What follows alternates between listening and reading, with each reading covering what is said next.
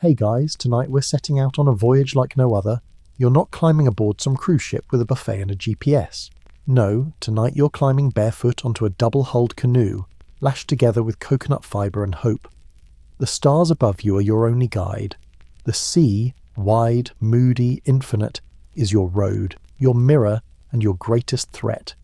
And the people who learn to master it. Let's just say, you probably won't survive the life of a Polynesian navigator. So before you get comfortable, take a moment to like the video and subscribe, but only if you genuinely enjoy what I do here. And I'd love to know where you're tuning in from. Drop your location and local time in the comments. Now, dim the lights, maybe turn on a fan for that soft background hum, and let's ease into tonight's journey together. You blink, and there's nothing around you but water. It's night time, no land in sight. The canoe beneath your feet creaks and shifts like an animal sleeping. You sit low to the water, surrounded by the scent of salt, fibre, and whatever dried fish someone tucked under a mat. Stars scatter across the sky like shattered pearls. This isn't poetry. This is your only map. The moon's a sliver tonight, just enough to paint a trembling silver road on the waves. You squint toward the east, that faint star rising just above the horizon. That's Capella. She's a key point in your star compass. Your fingers twitch, not from nerves, but because every movement of your body is already part of the navigation. You are, as they say, becoming the canoe. It's warm out here, but the kind of warm that hides a chill just beneath your skin. Maybe it's the weight of silence. There's no engine, no radio, no reassuring beeps. Just wind, wave, and the soft breath of your companions sleeping under palm leaf covers. You're the night watch. You have to stay awake. Across the Pacific, voyaging wasn't for the curious. It was for the chosen. The ones who could sleep through storms and wake at the exact moment the stars changed position. Who could feel when a swell wasn't quite right? You don't check a compass. You feel it in your ribs. Historians still argue whether these early navigators stumbled across islands by accident or set out deliberately. But the evidence, oral histories, navigation stones, star charts made of sticks and shells, suggests something more impressive: purpose, intention, mastery. These weren't people getting lost. These were people expanding a world they already understood. As your canoe hums along, driven by a steady wind and the low slap of waves on hull, you take your position, knees pressed against the crossbeam, eyes tilted toward the heavens. Your teacher once said, "The sea has no mercy, but it does have rules." You think you're starting to understand what that meant. The first time you saw an open ocean canoe, it looked like something out of myth. Long and sleek, lashed together by vines and handmade knots, each one tested by time. Not a nail in sight, just coconut fibre cord, burnt sap, and belief. The hulls were made from breadfruit or koa trees, shaped and hollowed with stone adzes and coral tools. Your people knew which trees bent without breaking, which woods whispered at night. Fringe detail? They say some navigators trained their sense of direction by lying face down in tide pools as kids, listening to how water echoed off rocks. That's right. Your navigational training might have started in kindergarten by pressing your cheek to wet stone. You lean back now, watching a trio of stars slip past the tip of your mast. You count their position relative to the outrigger. Your mind is doing math without numbers, geometry without formulas. You're not guessing, you're remembering. The waves shift. There's a gentle cross pattern now, like a second rhythm under the first. Swell from another storm maybe, or echo from a distant atoll. You file that in your mental chart. Double swell, faint south push, a clue, maybe even a warning. Something brushes your ankle, probably just a bit of seaweed, or maybe it's one of those suckerfish that likes to hitch a ride under the canoe. You glance down, half expecting to see eyes looking back. You laugh to yourself. Out here, anything below the surface is either food or trying to eat you. The silence stretches, then faint singing, a hum more than a song. It's coming from the back of the canoe. One of the elders is whisper chanting in his sleep. You catch just a few words, a prayer for balance. Balance of the sea, balance of the stars. You're not sure if it's meant to be literal or metaphorical. Out here it's usually both. You shift your weight. You've been keeping your angle steady for hours. Every muscle in your back aches. But if you don't hold this course, even by a few degrees, you'll drift hundreds of miles over days. That's the terrifying thing about the ocean. It doesn't feel like you're getting lost. Not until it's too late. Modern-day GPS tells you where you are. But this kind of navigation tells you where you are in relation to everything else. The sky, the sea, your ancestors, your gods. It's not location, it's orientation. There's a difference. You're not a dot on a screen. You're a moving thread in a woven tapestry of wind and time. There's a sudden splash in the distance, probably a flying fish, or a night-feeding tuna, maybe even a dolphin checking in. You resist the urge to shine a light. The darkness is part of the deal. If you want to see stars clearly, you have to let your eyes adjust. If you want to hear the sea speak, you have to hush your own thoughts. You breathe, deep, slow. In this moment, you're not just surviving. You're learning a rhythm older than language. You're learning how to trust your gut when your brain is panicking. You're learning that navigation isn't about knowing the way. It's about becoming someone who can find it. The ocean doesn't wait for you to grow up.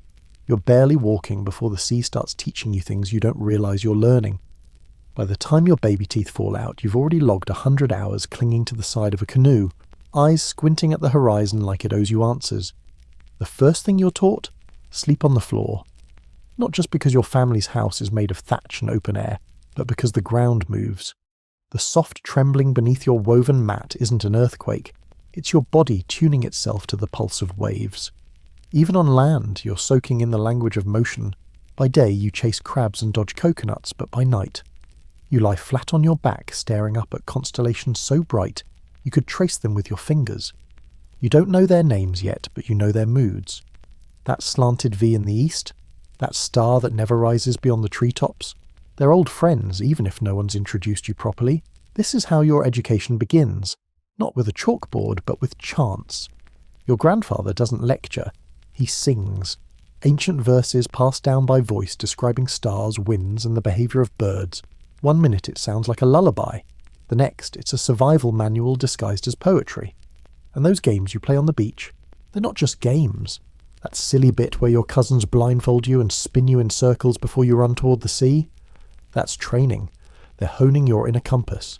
And every time you get a little less dizzy, a little more precise, someone smiles, someone notes it. Because you're being watched, measured. Fringe fact. In some Polynesian communities, kids were taught to feel the shape of ocean swells with their feet, while standing still, just standing on the sand like a living weather vane. Could you pass that test at 10 years old? Probably not. But out here, it's normal. You notice that adults don't give directions like, go north. They say things like, head where the trade wind meets the scent of breadfruit. They don't use abstract words. They point with their chins, with their elbows, with their memories.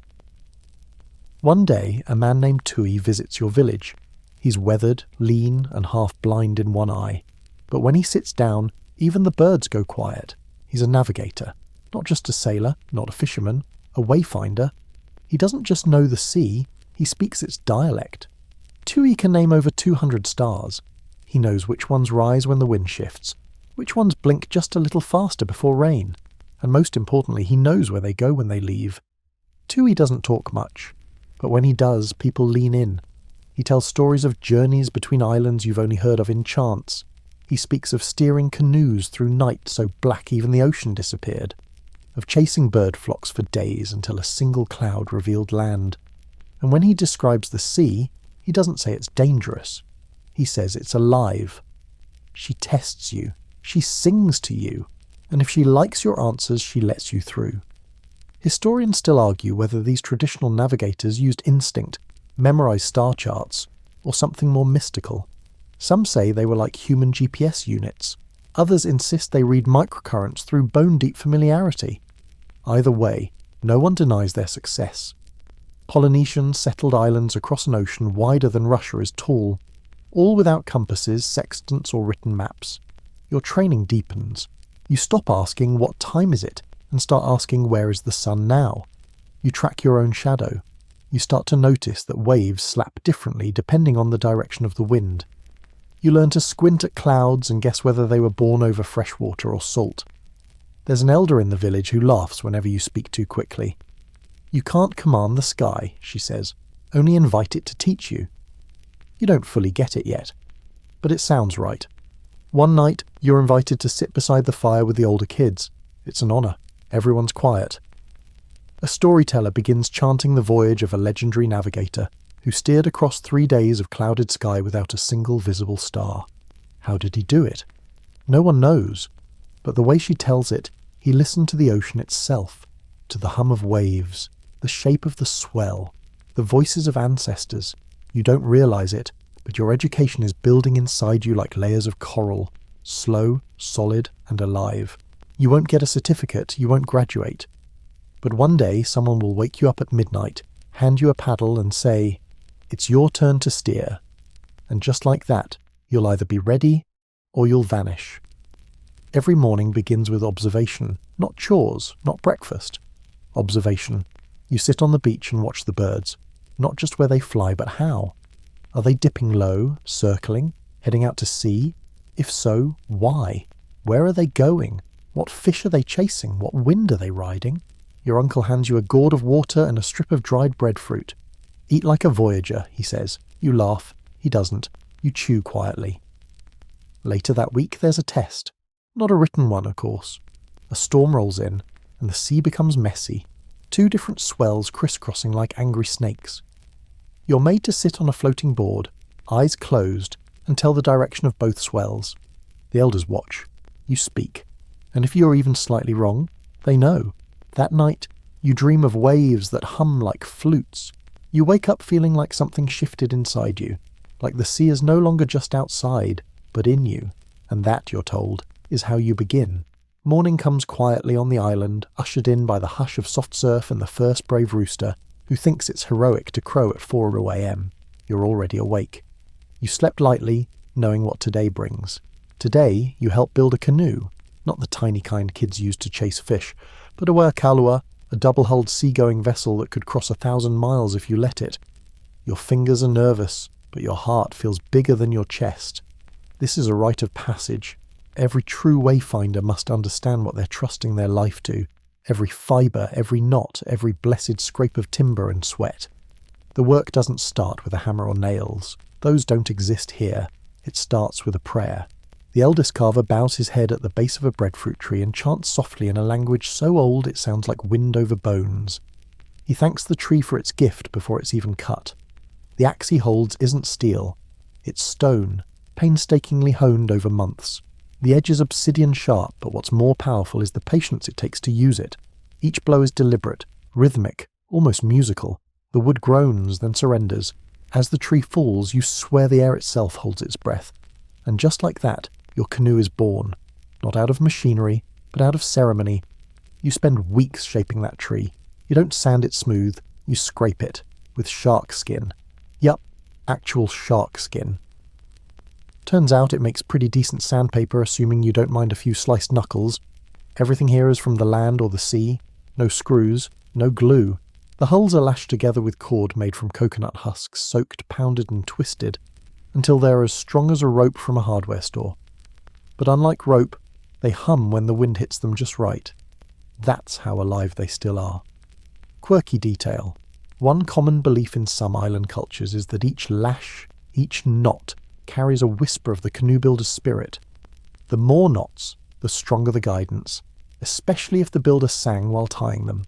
So naturally you hum every time your fingers wrap a loop. There's no manual. You learn by doing, by watching. The older navigators don't explain what they're doing unless you ask the right question. Not, what's that for? But, why do you place the outrigger arm at the angle to the moon's pull? Now that earns you a real answer. Even the canoe's shape holds meaning. The upturned tips of the hull curve toward the heavens, not just for aesthetics, but to skim the crests of waves rather than ploughing through them. The double hulls are joined by crossbeams called ikako, and between them lies a platform, your sleeping space, your workspace, your altar. Everything aboard must have purpose. No wasted weight, no luxury items. Except, well, okay. Some navigators sneak on charms, smooth stones, feathers, a shell from home. You're not supposed to, but hey, even wayfinders get sentimental. Historians still argue whether these ocean-going vessels could match the speed and endurance of later European ships.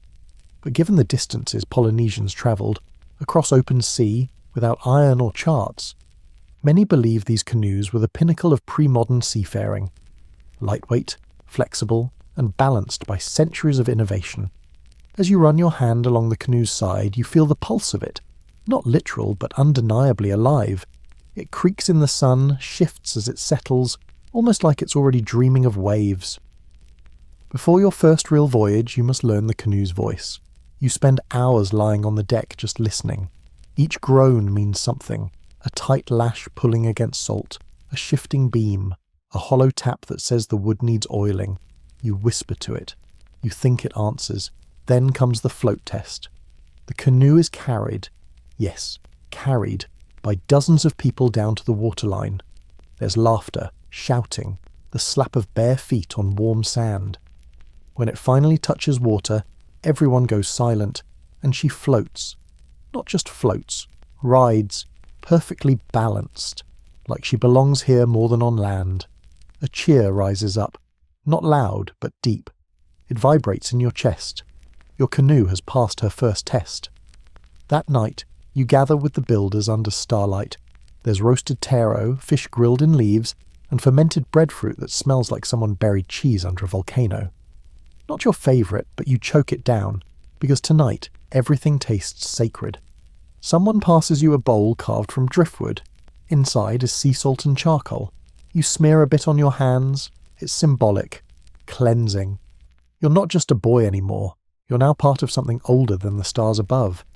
You sit beside your uncle, who watches the canoe sway gently in the tide. Tomorrow you test her, he says. Not with sails, with silence. Let the sea tell you if she likes you. No pressure. The next morning you paddle alone for the first time. Just you, a single outrigger canoe, and miles of ocean that couldn't care less whether you're ready.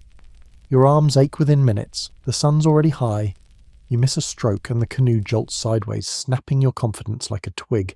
But you recover, adjust, listen. Half an hour in, you feel it. A rhythm. The way the canoe wants to move. You don't fight it anymore, you join it.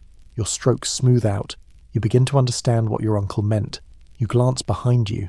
The island is a sliver now.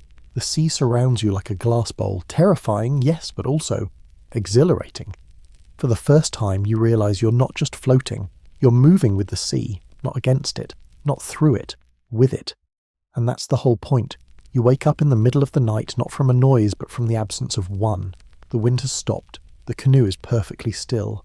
Too still. No creaking, no slap of water against hull. Just silence. And a silence this deep means something's coming. You sit up slowly.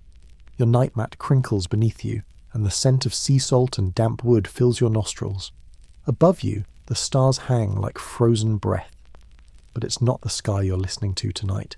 It's the ocean. You swing your legs over the edge of the platform and lower your feet to the hull. Instantly you feel it. The swell is different. It's hard to describe to someone who hasn't grown up here. But the ocean talks, if you know how to listen. Not with words, more like moods. Right now there's a low, rolling pressure under your feet. Not dangerous, not yet, but new, unfamiliar. Not the usual trade wind swell. You whisper a thank you to the sea for letting you notice. Welcome to the next step in your training, reading the swell. Polynesian navigators had a name for this. Moana, the open sea. But they didn't just look at the surface, they felt it. Swells from different storms arrive in layered rhythms. One pulse might be 5 seconds apart, another softer one maybe 7. The direction matters, the speed matters. Even the way it bumps the canoe off centre tells you where the storm that made it was born. You're taught to feel all this by lying on your back on the canoe and letting the swell rock your spine like a pendulum. You're not analysing, you're memorising sensation. Your bones become your notebook. There's a reason this skill is so rare. It takes years to interpret. Your mentor once told you that each swell is like a drumbeat in a different language. Some of them were born thousands of miles away, storms off Tahiti or pressure systems near New Zealand, and now they're knocking politely at your hull. Quirky navigator lore. Some elders say you can tell which island you're approaching by how the reflected swell rebounds off its reefs. Like echolocation, but with your sternum. Yes, your sternum. Imagine telling that to a GPS engineer. Historians still argue whether this kind of swell reading was universally practiced or only mastered by an elite few. Some accounts say every adult male learned the basics. Others suggest it was reserved for high-ranking navigators, the ones who could hear the ocean sing. You feel a diagonal push now, a soft cross-chop against the starboard hull. It means another swell has joined the party, likely from a storm you weren't told about. That's okay. You're learning to think like water, constant adjustment, never quite still. You glance at the sky for confirmation. There. Altera's slightly off where it should be, just a smudge lower on the horizon. Not a trick of the eye. The canoe has drifted. You've been pulled north-northwest off your line. You file that into your mental logbook. Next reset point. Steer east-southeast until Vega aligns with outrigger tip. No compass needed. Just start a canoe body coordination. You are the instrument. A creak behind you. It's one of the elders, wrapped in a worn tapa cloth, stepping silently to your side. He doesn't speak, just looks at you, then nods toward the ocean. Tell me what you feel. You hesitate, he raises an eyebrow. The long swell is east, maybe Tonga, the shorter ones from the north, storm-born. A pause. He grins, toothless and sun-spotted. You'll live, maybe. You exhale, only then realizing how tightly you'd been holding your breath. Compliments are rare. Even jokes like that one count as a small ceremony. Later, the whole crew wakes to eat. There's boiled taro and dried skipjack tuna, rehydrated in seawater and lemon leaves. Breakfast, Wayfinder style. You eat slowly, replaying the rhythm of the swells in your mind like a drum you can't stop tapping.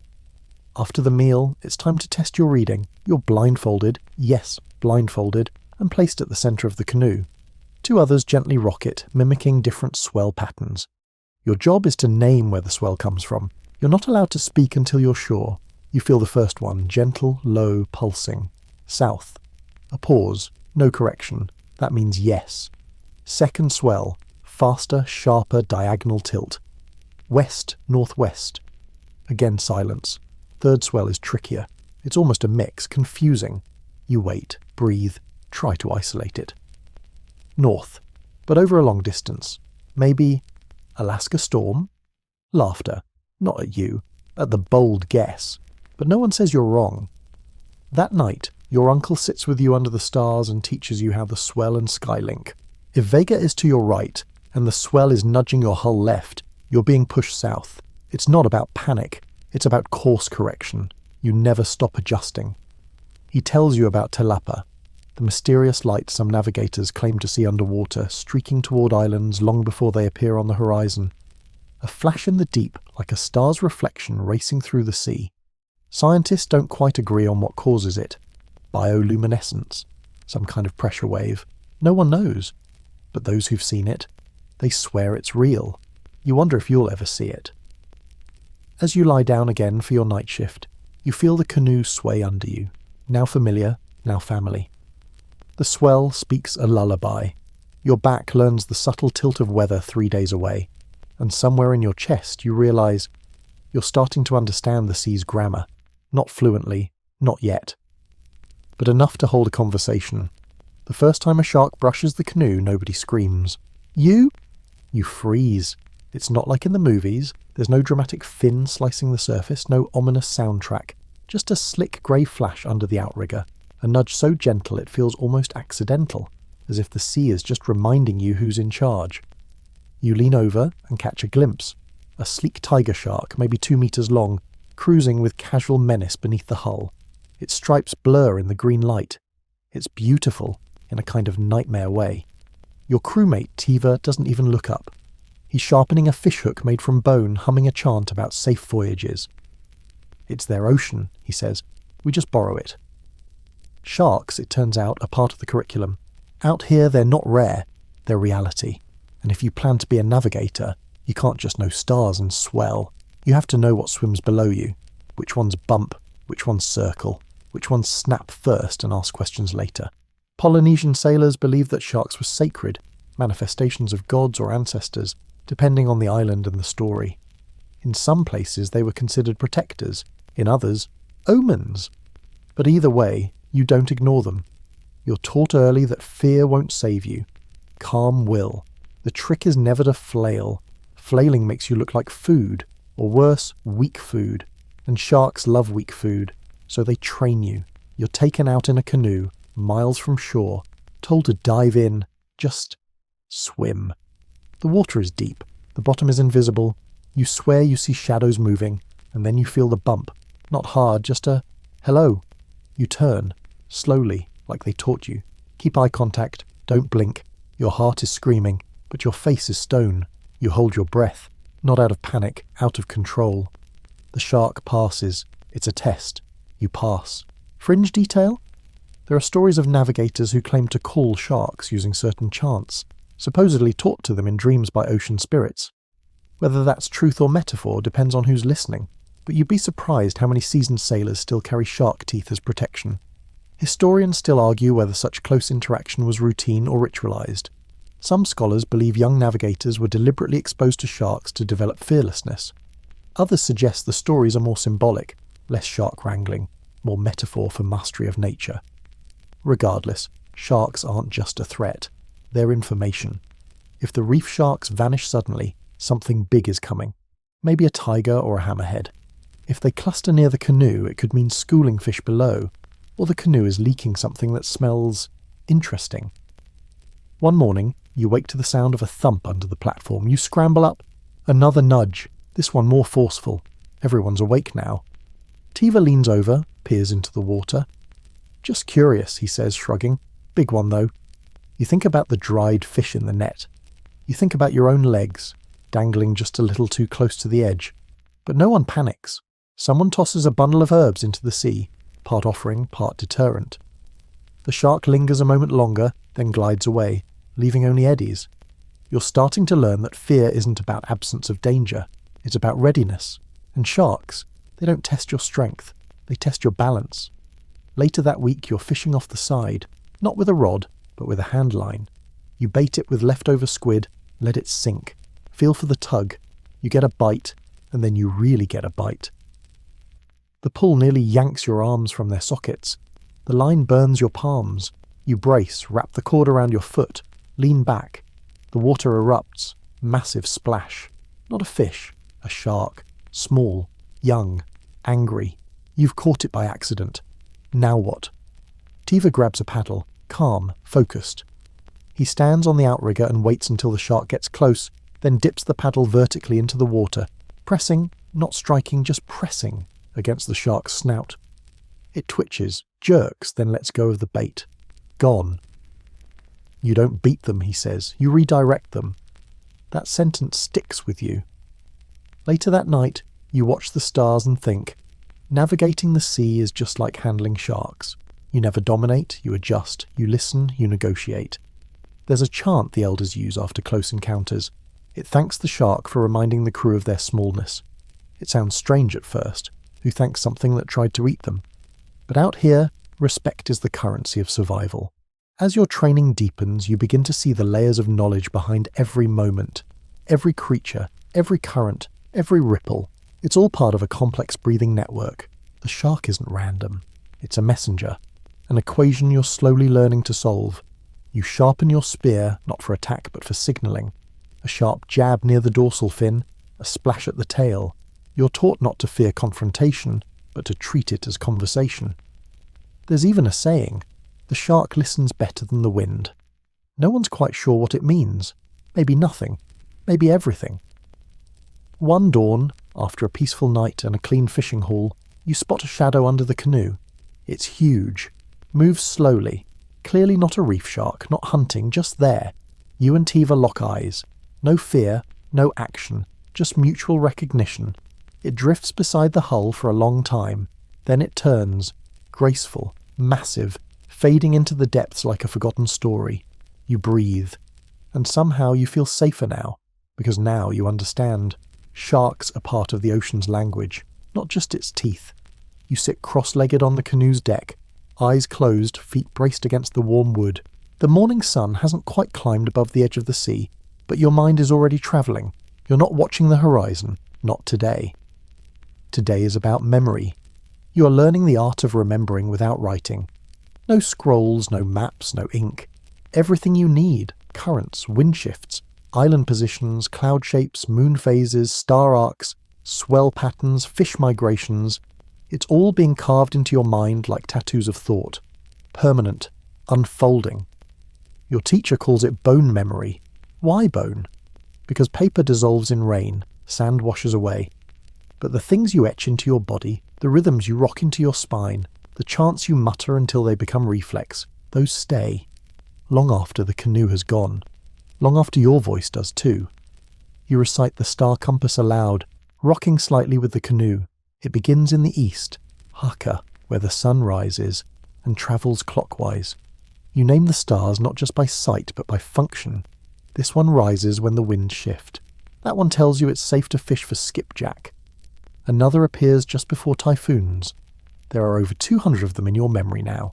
Some have names in multiple languages. Some are only remembered in songs. One star, you're told, is named after a navigator who died mid-voyage and now rises to guide others. Each star's position on the horizon has been locked into your mental compass. The ocean isn't empty space anymore. It's a circle of knowledge, and you sit at the centre, like a spoke in a divine wheel. Quirky tradition. Some navigators draw star maps in the sand each morning as a ritual, not because they'll use them, but because the act of drawing refreshes memory. And then, when the tide washes the drawings away, even better. That's how you know they've been absorbed. Your uncle teaches you to chant these stars by heartbeat. Every pulse, a beat. Every beat, a memory. You tap your sternum as you go. Hikuleo, Te Waka, Matariki, Antares, Arcturus.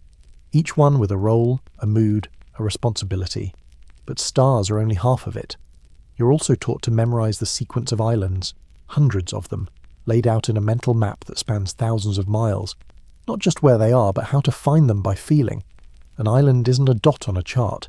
It's a change in pattern, a new smell, a strange kind of bird, a subtle bend in the swell. You train your mind to store all of these like a song with verses that shift as you travel. Historians still argue how reliable these oral maps were. Some scholars believe navigators memorized every leg of the journey as a kind of rhythmic poem, adjusted mid-voyage by real-time observation. Others insist the method was more fluid, relational rather than fixed. But either way, the result was the same. They arrived. Your own chant now includes a scent log, islands that smell like pandanus, guano, or volcanic smoke. You've never seen them, but you know them. Then there are the winds. Each has a name, not just north or south, but specific, intimate names. There's Moa, the faithful easterly, steady and warm. There's Lauloa, the occasional southwester that comes with confusion and rain. The wind has moods, and you're taught to listen like a therapist. Is it whispering? Humming? Barking? You begin to build a wind diary in your skull, the feel on your skin, the shift in wave texture, the tilt of flying fish mid-jump. And yes, fish are part of memory too. You learn which species jump where, which ones swarm under cloud cover, which ones disappear when a storm is still 3 days away. The ocean writes notes in bait balls and shadows. You just have to read them. The first time you're asked to recall a full voyage aloud, your heart hammers. You sit with the elders around the fire, a gourd of water in one hand, a stone in the other to ground you. Recite the journey from Samoa to Tuvalu, someone says. You take a breath. Begin with the stars, then the swells, then the crosswinds, the bird patterns, the sunrise shifts, the fog bank near Funafuti, the double swell after day 3, the smell of reef rock 2 hours before landfall. You expect correction. There is none. Just the crackle of the fire. And then, finally, a single nod. Good.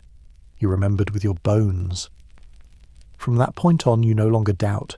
You begin to trust that the body can carry more than the mind ever believed. And memory? It isn't fragile. Not when it's rooted in breath and bruise. You're told one more thing that night. The canoe forgets what you forget. Which sounds poetic until you realise it's a warning. Out here you can't afford to blank. There is no map to recheck, no button to press. If you forget the angle of Sirius at sunrise, you drift. If you forget where the northern swell fades, you oversteer. So you repeat, every night, quietly, while others sleep. You hum the stars, murmur the winds, tap your heel to the rhythm of waves you cannot see. And slowly, without ceremony, your memory becomes cartography, and your body becomes the atlas. The stars are old tonight, older than your bones, older than the stories whispered by your uncle's cracked voice. You lie on the deck of the canoe, shoulder to shoulder with your sleeping crewmates, the cold creeping into your joints, but you don't dare look away from the sky. This is one of those nights, the kind when the stars don't just shine, they instruct. There's no moon, which means the heavens are showing off. The Milky Way stretches across the black like an ash trail from some divine bonfire. Above your head, Orion strides in full form, and to your left you see Sirius, a bright sentinel, steady and unapologetic. But it's not just beauty you're watching for. It's timing. You count. Sirius crosses the mast beam at exactly the 4th pulse of your heel on the deck. That's your clock. As a budding wayfinder, you're expected to read the stars not just for direction, but for time, season, and even weather.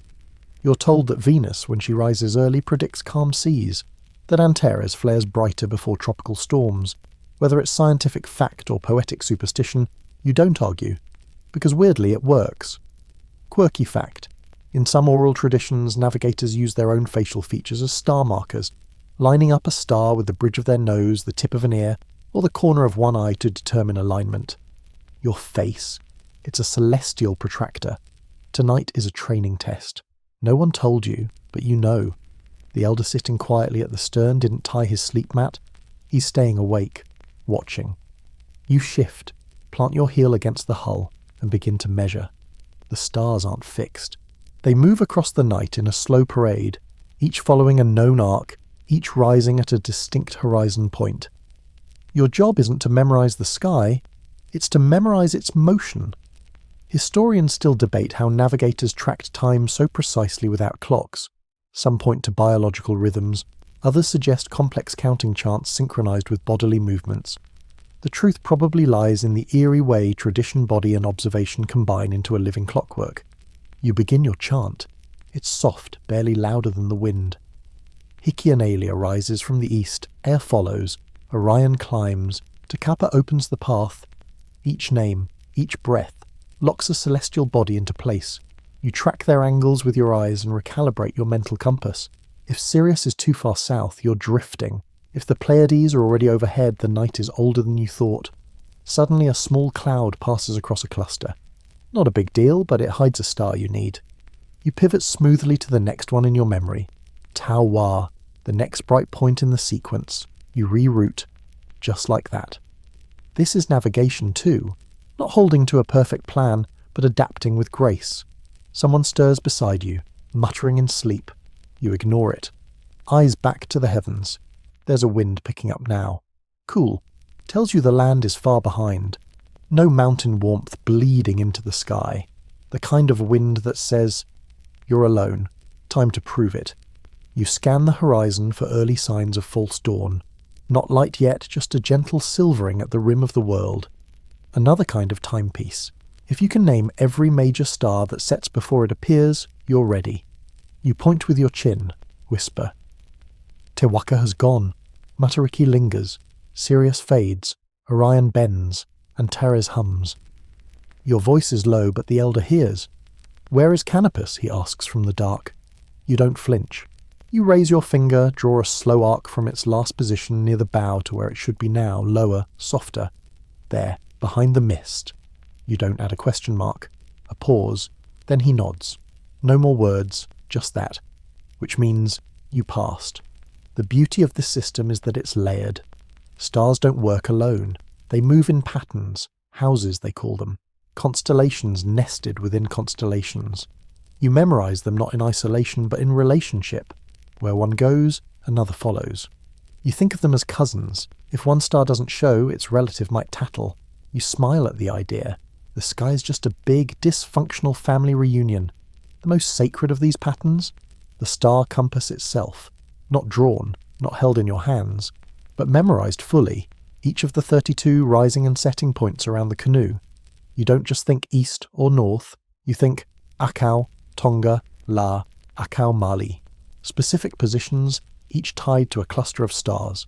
These names wrap around your brain like a belt pulling tight when you drift.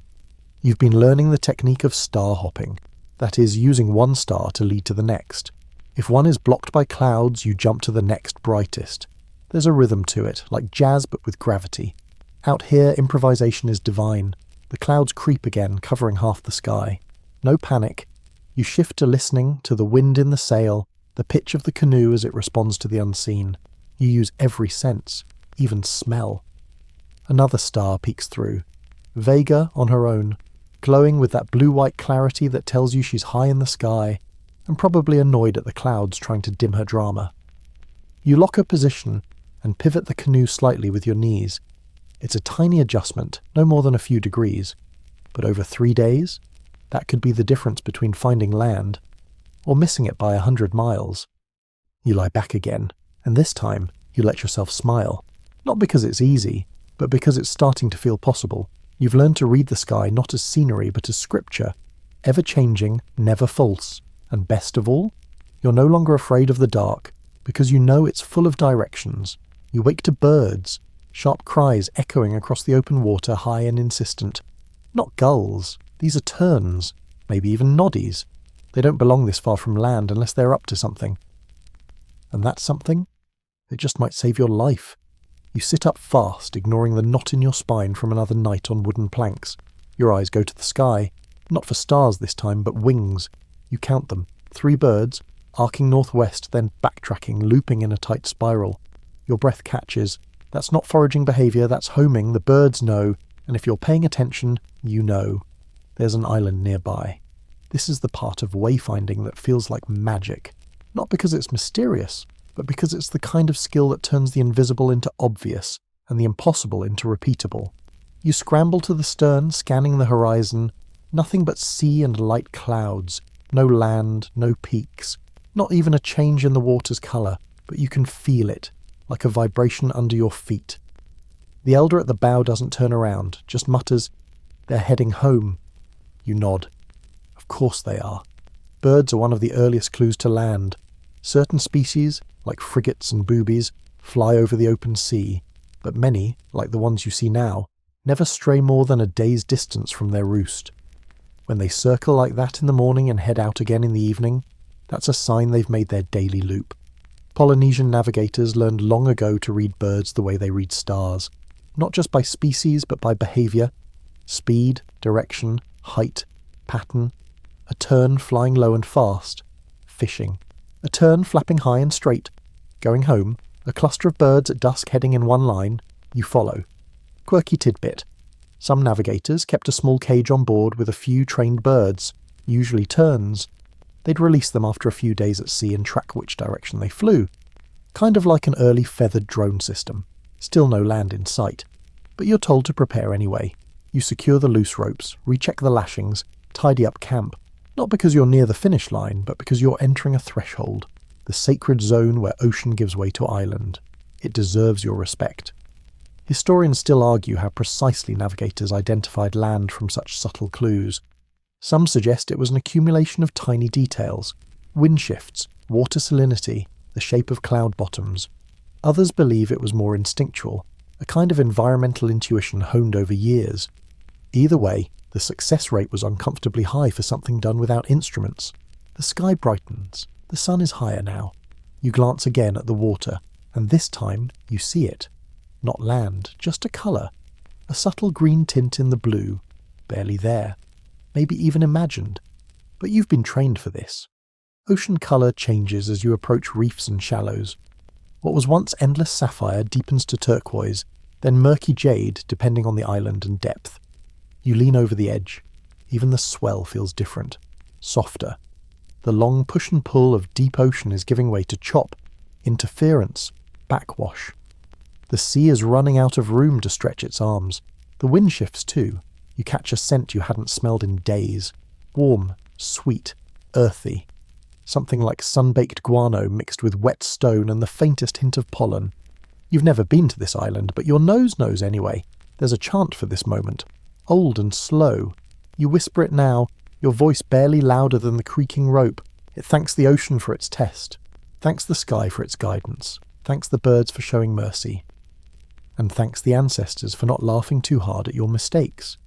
Tiva joins you at the rail. He smells it too. You feel it? He asks. You nod. Land is still invisible, but no longer unknown.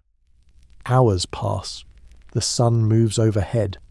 You see the birds again, this time returning.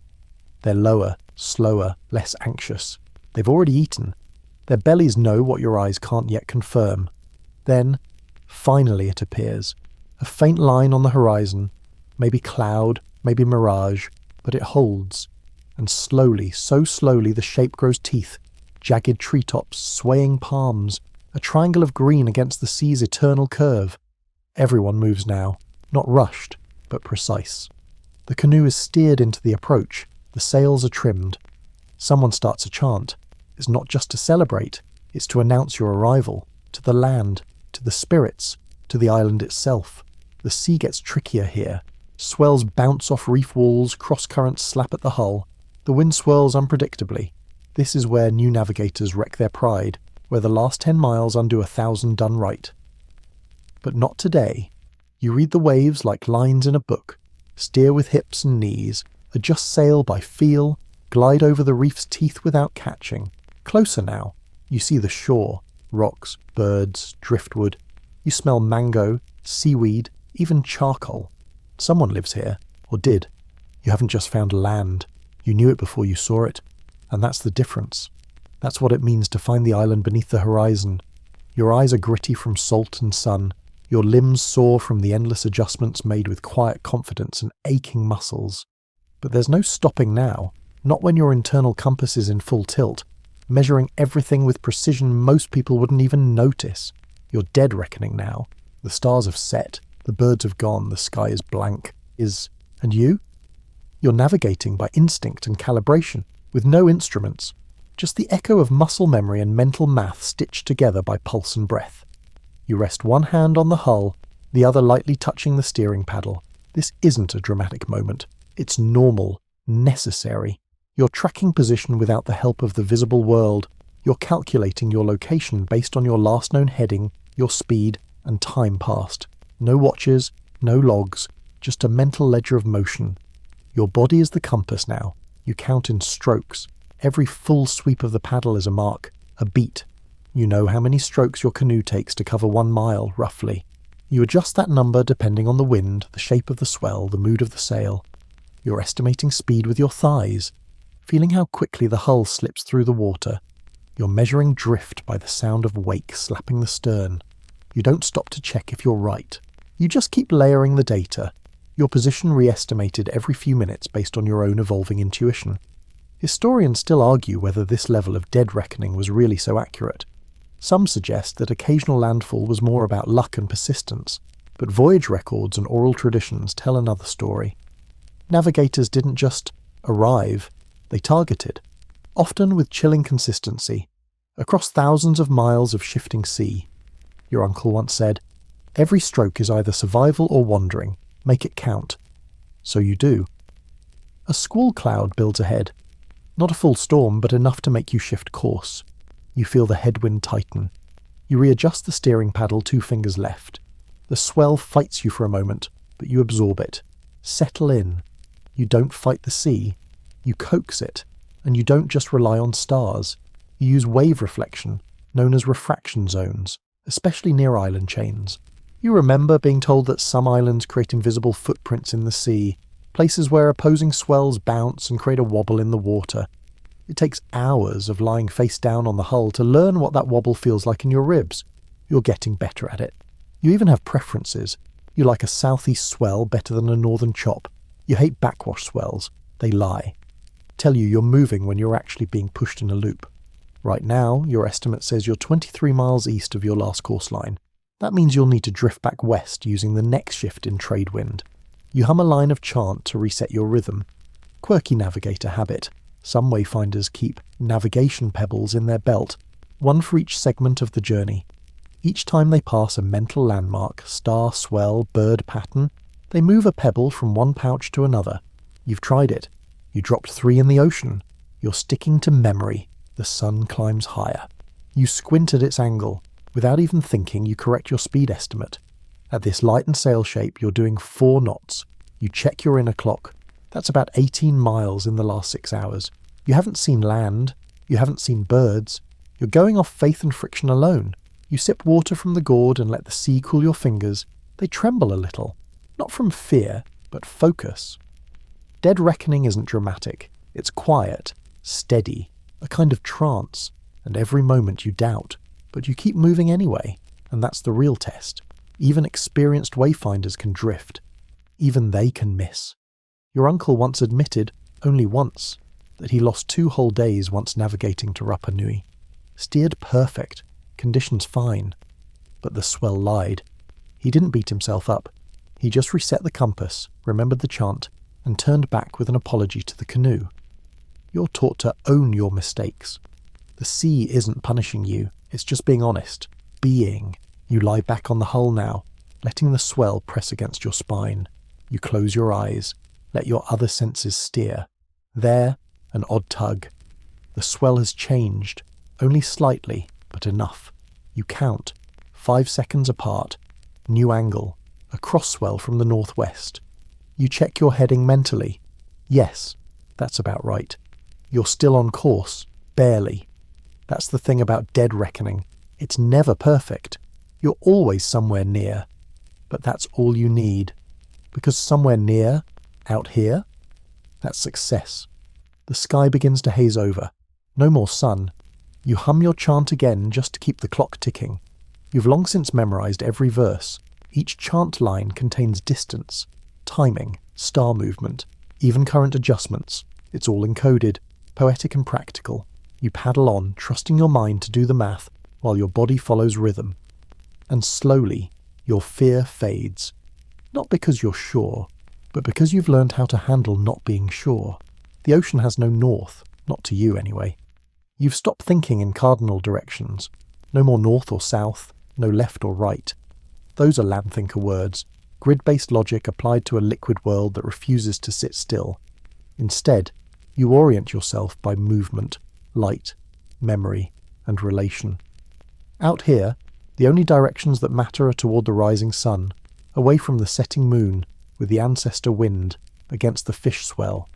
The world has been flipped and spun and settled again into something deeper than coordinates. It's a shift that sneaks up on you.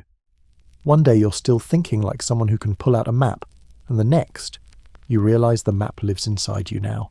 You're steering tonight. Not just guiding the canoe, but holding the pattern. That's what your elders call it. Hold the pattern. It means more than keeping direction. It means holding a way of thinking, a way of being. You keep your knees locked under the crossbeam, one hand on the lashings, the other loose and balanced on your thigh. The canoe isn't a machine, it's a body. You don't drive it, you listen to it, you partner with it. Like a horse that only runs fast if you respect its moods. Every movement you make changes something. Shift your weight to the left and the outrigger dips, reshaping the canoe's angle to the wind. Adjust your grip on the sail rope, and the wind fills or flattens, creating a ripple through the hull. Your mind moves just as constantly. The star compass is always spinning inside you, not a circle, but a dynamic clock. When a new star rises, you recalibrate not just your heading, but your language, because the name of the wind changes, the chant rhythm shifts, your metaphors update. Quirky fact. In some traditions, there are different star names for the same star, depending on whether it's rising, at zenith, or setting. The star is not just an object, it's a role, and roles change over the course of a night, just like people. You catch yourself correcting a crewmate's direction, not by compass, but by pointing with your chin toward Pico Kalani, the zenith above. Sail toward the mother's breath, you say. They understand. Historians still debate how deeply this relational wayfinding shaped the psychology of Polynesian voyagers. Some argue it created a radically different sense of self, not separate from the world, but interwoven with it. Direction wasn't something outside the body, it was part of the body, identity wrapped in geography. Your own thoughts have shifted. You don't think of yourself as going somewhere. You think of the island coming to meet you. That's how the chants phrase it. We arrive because the island calls, not because you're strong, not because you're clever, but because you were listening. The wind changes slightly, just a sigh of a shift, but it catches your ear. You close your eyes. The feel of it on your cheek says you're no longer tracking perfectly. The smell is cooler, less salted wood, more deep ocean. You adjust, one rope pull, a half-inch change. That's all it takes. You sing a verse under your breath to mark the moment. when the wind forgets your name, call it back with bone and flame. Let your hand be like the tide, never still, but never wide. You don't know who wrote that. No one does. It's just one of the thousands passed down, spoken at just the right moment to remind you that every breath is a choice. By now, the stars have begun to arc westward. You follow them, not because you're chasing them, but because they've agreed to show the way, just for tonight.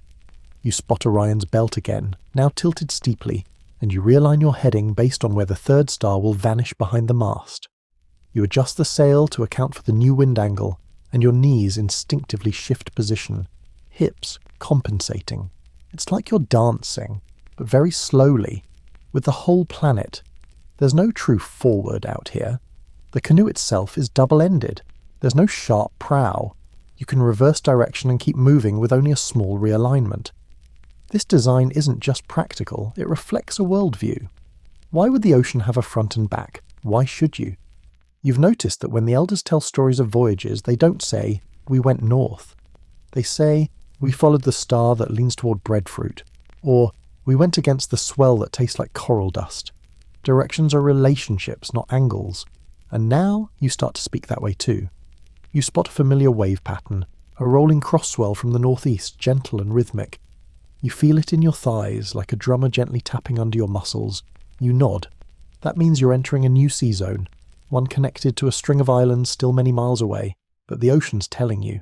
The tide has changed dialects. Someone asks where you're headed. You point your chin. Toward the place where the white birds sleep. That's all you need to say. Because out here you're not steering a canoe, you're speaking one. It's just past midnight, and the wind has fallen into a lull, the kind that silences every flap and creak. The ocean has gone from a percussion ensemble to a soft string hum, and the only real sound now is the occasional splash of a fish disturbing its own reflection. You sit at the stern, alone, finally allowed to claim the Wayfinder's seat. You've waited years for this. The Wayfinder's seat isn't marked by carvings or symbols, it's just a spot. A rectangle of worn decking near the rear hull where you can feel the canoe's movement most clearly.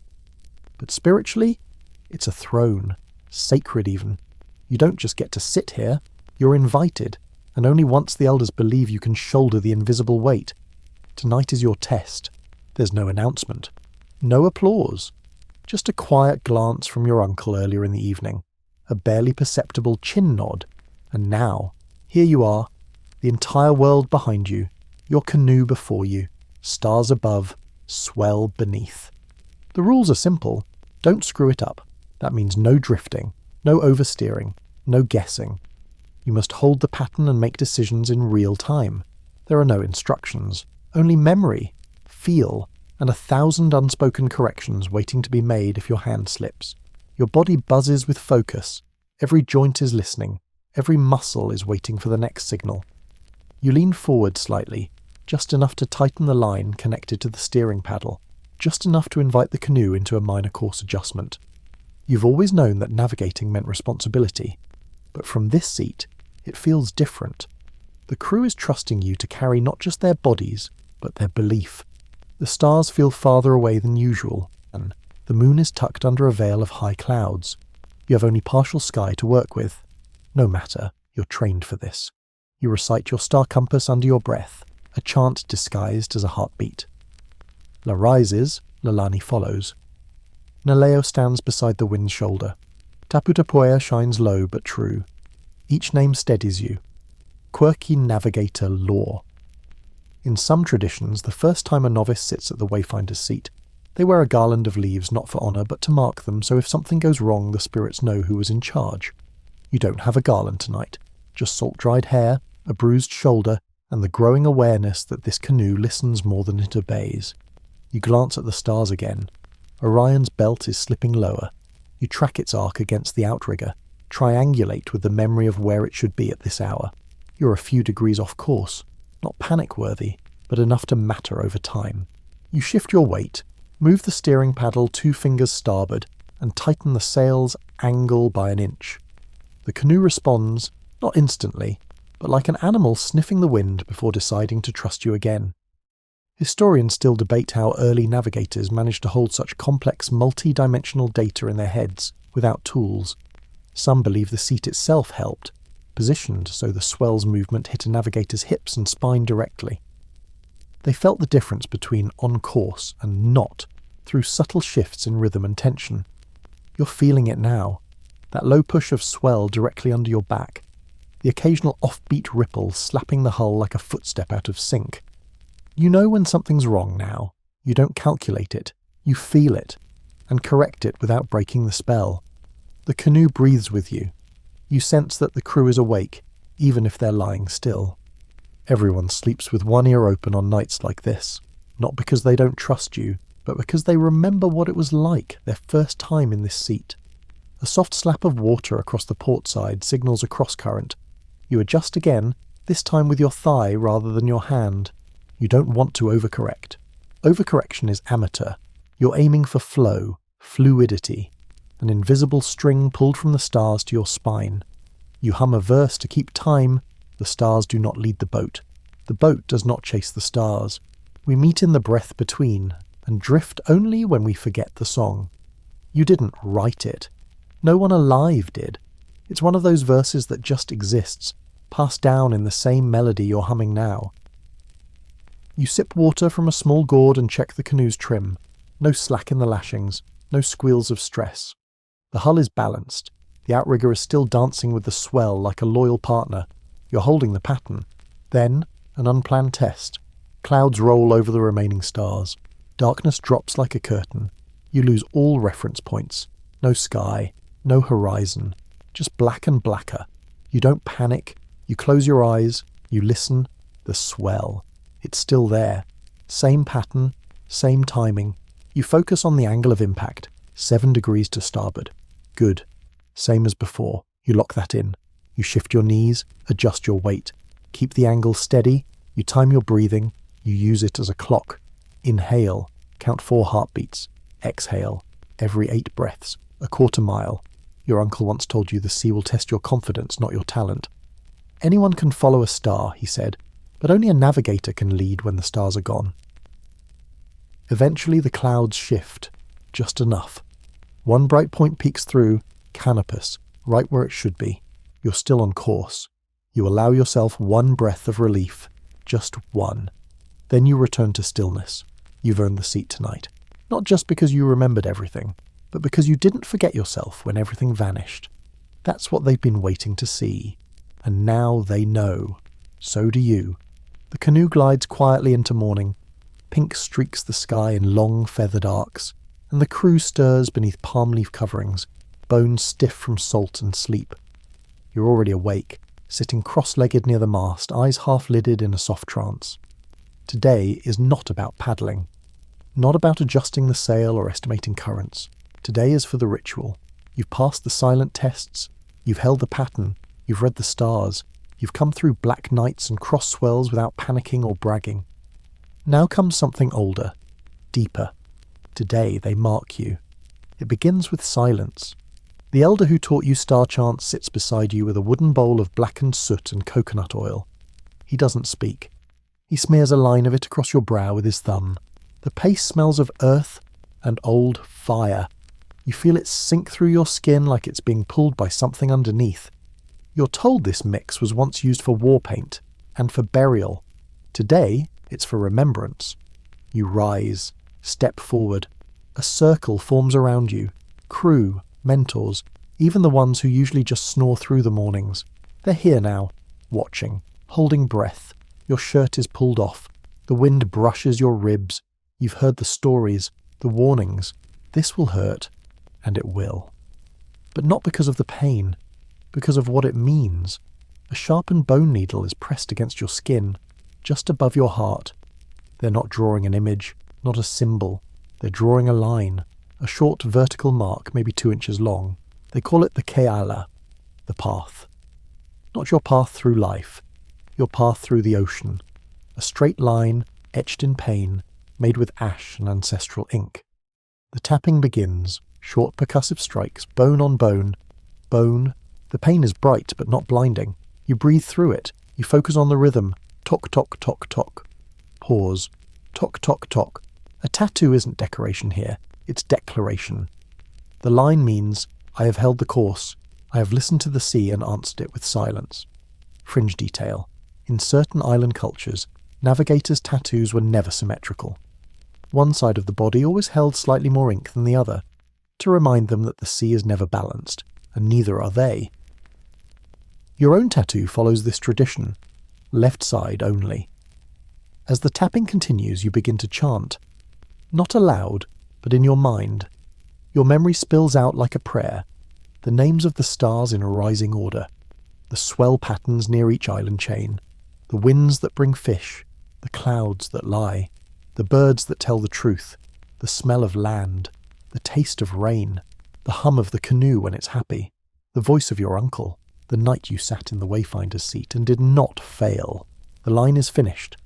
The pain fades into a sharp, warm throb. They smear more soot onto the fresh ink, press cloth against it, and wrap your chest with a thin strip of tapper. No applause, no song, just a nod.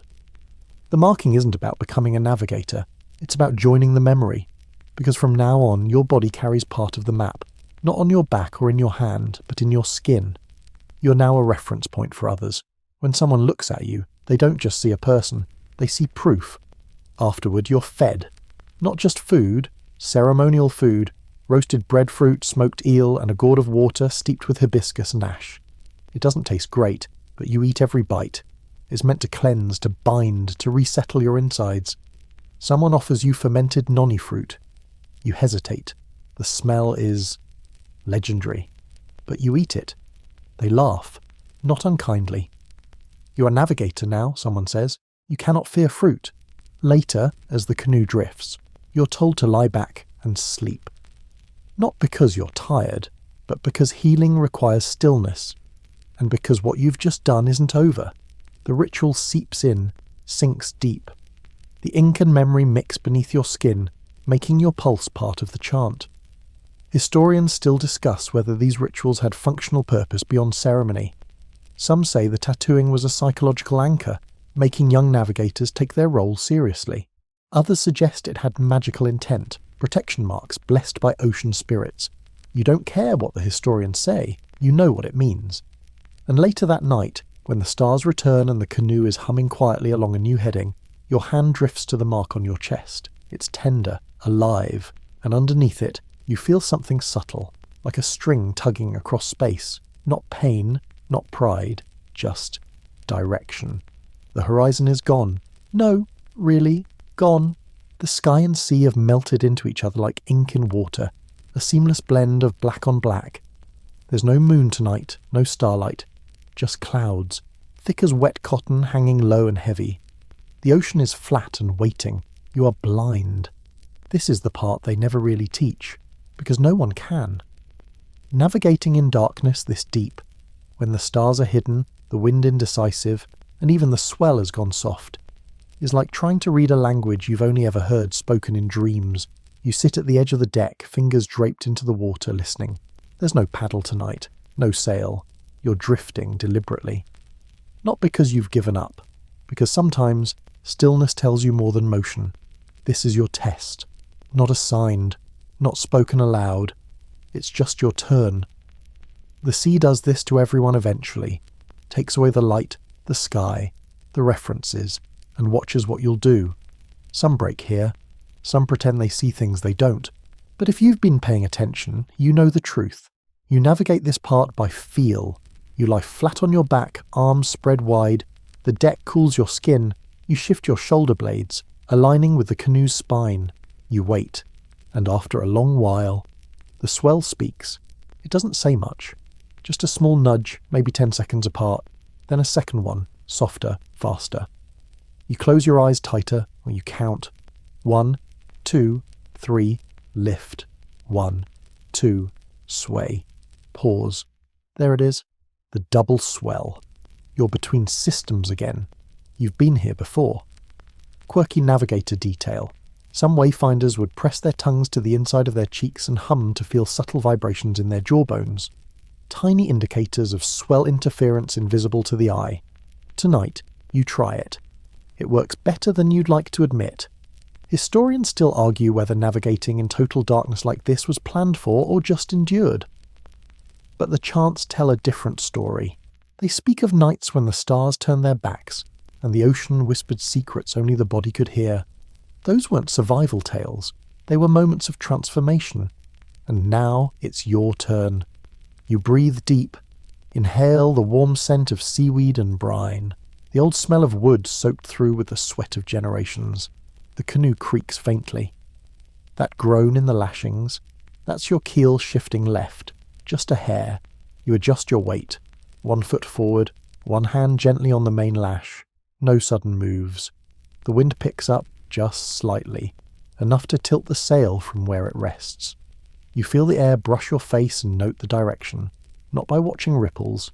There are no ripples, just how it touches your eyelashes. Cooler on the right side, that means east. A sigh from the deep. Someone coughs softly behind you. A crewmate, restless. You don't speak, but you hum. A short, steady note that serves as both lullaby and signal. It says, I am awake. I am. I'm still guiding. Sleep. The swell strengthens. You don't sit up. You stay low. One shoulder rises. You feel the lift before it becomes motion. The canoe is being carried now slowly on a wave you cannot see, but you recognize its rhythm. It's a wind swell from the southwest. Shorter, grittier. That means you're being pulled off course. You measure the angle of the pull by how your hips shift against the hull. You adjust again. Slide your heel left. Push the rudder rope 1 finger tighter. There, balanced. This is what real navigation is. Small decisions made in vast darkness. You think about the ancestors, your great something, who crossed this same sea with nothing but chants and blood memory. Did they feel this same silence? This breath between thoughts? You think they did. And then you smell it. Distant rain. Not the kind that pours, the kind that warns. Rain on salt water smells like wet stone and ozone, with a twist of something green. You taste it on the air, you listen again. The rain is still far. But the swell changed. That was fast. You're in its outflow. Another shift. You rise now. Slowly. Knees bent. One hand still on the rope. 1 foot grounded on the starboard beam. You rebalance. Re-steer. You correct course not with a turn, but with a song. You begin chanting under your breath, the rhythm of a known star path. Not because you can see it, but because the chant holds the direction. Your body knows the way, even if your eyes can't confirm it. The sea tests you again. A splash. A sudden sharp slap against the outrigger. You flinch, but you don't react. That was a fish. A big one. Possibly tuna, maybe a flying fish lost in the dark. You hear its frantic patter as it skips away. It means you're crossing into a warmer current. That matters. Your pulse steadies. Even in darkness, even without stars, the ocean shows you things. You just have to know where to look. And sometimes, like tonight, not look at all. The sun rises grey the next morning. The sky still thick with haze. The horizon blurry as if the ocean's forgotten where it ends. You sit up slowly, your limbs creaking from hours of holding still through the night's test. The other crew members begin to stir, rubbing their eyes, checking knots, scanning the sky for familiar outlines. But your eyes drift elsewhere. Not to the stars, there are none. Not to the swell. You've learned that one already. Today your mind is chasing something stranger. You've been told about the missing isles. They don't talk about them much, just enough for the idea to take root. Ghost islands, disappeared atolls, lands marked in chant but missing from sea. The kind of places you sail toward again and again, always certain you were just one night away, until years pass and no one sees them again. Your uncle called them Motuhuna, the hidden islands. He said, they show themselves only to those they choose. You thought it was poetry. But now, drifting beneath a sky so indistinct it might not be there at all, you wonder if it was warning. The chants mention them, though only in passing. Places of white sand and trees that drip silver. Islands where the birds speak in riddles, or where the sea is too calm, as if waiting for something to happen. Sometimes the island welcomes voyagers with fruit and soft ground. Sometimes it doesn't. Quirky oral detail. One navigator claimed he found an island with black grass and glowing frogs. Another swore he arrived at a perfect lagoon, filled his gourds with water, only to turn and see the canoe floating where no island had ever been. Historians naturally remain sceptical, They point out that oral maps often evolved as metaphor. Perhaps the ghost islands were narrative devices, symbols of unreachable ideals or cautionary tales about overconfidence. Others wonder if volcanic atolls did collapse, or if misidentified clouds or reflections gave false impressions of land. Still, too many stories align. Too many voyagers whispered about land they saw but never touched. And you? You start to notice something odd. The birds today are flying strangely, not just directionally strange, but silent. Terns usually call, squawk, fuss. Today they fly low and quiet, like they're listening. You scan the water. The swell is off again. Not wrong, just conflicted. Two wave sets perpendicular to each other, intersecting awkwardly. Not enough to capsize you, but enough to disturb your balance. You adjust, sit straighter, stare hard at the cloud bank ahead. It's thick, low, unnaturally still. That's when someone behind you mutters, "It's too quiet." You don't answer, because they're right. Even the wind has stopped behaving. It's waiting. You've seen this once before, long ago, when your uncle took you on a training voyage and made you sit for an hour in silence. He never explained why, only that some places don't want to be noticed until they're ready. Now, you think you understand. You tell the crew to pause paddling. The canoe drifts. The sails slacken. For the first time in days, you're doing nothing on purpose. And then, just for a second, you see it. A dark ridge, low to the water, peeking through the haze. Trees, or maybe rocks, maybe both. It's there. Everyone sees it. But when you blink, gone. You all look at each other. No one speaks. Because what can you say? You saw land. You did, didn't you? A few crewmates whisper prayers. One rubs his bone pendant. Another starts to hum a steady chant, a calling chant, the kind usually used when approaching sacred harbours. But nothing returns. No echo, no wind, just mist. You take up your paddle and give a single, deliberate stroke. The canoe nudges forward. The water is oddly flat here, almost glassy. And underneath it, something moves. Not a fish, not a wave. Just movement. You've entered a place between maps. You whisper one of the old names, Tavetu. It means the island that listens. It's a name pulled from a verse you've never spoken aloud. And then, as if hearing it, the wind returns. Light, steady, familiar. And just like that, the moment ends. No island, no ridge, just haze and horizon. You glance at the others. One of them is weeping quietly, not from fear, from recognition. You don't ask what he saw. You already know. Later at sunset, someone asks if you'll mark it down. You shake your head. How do you mark what won't stay still? Instead, you add a new verse to your private chant. We saw the island that does not stay. It blinked between breath and wave. We drifted forward. It stepped away. Still, we remember its name. That's all. Historians may dismiss this. Scholars will call it myth. But you'll remember. Not the island's shape or its location, but the feeling, like a shadow nodding to you from behind a curtain. Not all navigation is to land. Some of it is to memory, and some of it to mystery. Your stomach growls so loudly that someone at the bow chuckles without turning around. No one's eaten since dawn, and now the sun is hanging low, the sky painted with that oily, coppery glow that always makes your mouth water. Hunger isn't new out here. It rides with you, breathes down your neck, hums in your belly like a second voice you can't shut up. But tonight, hunger has taken on a new tone. Less of a nuisance, more of a teacher. There's a saying in your training. Hunger speaks two languages. You must learn them both. The first language is practical, survival.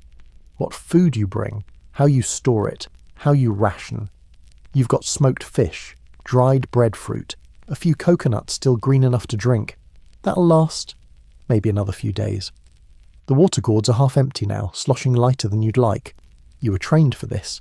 You've learned how to trick your body, how to chew slowly, how to sip salt water in tiny amounts to wake up your taste buds and make the food feel fresher. How to lean into the hunger without letting it control your mood. The second language of hunger is trickier.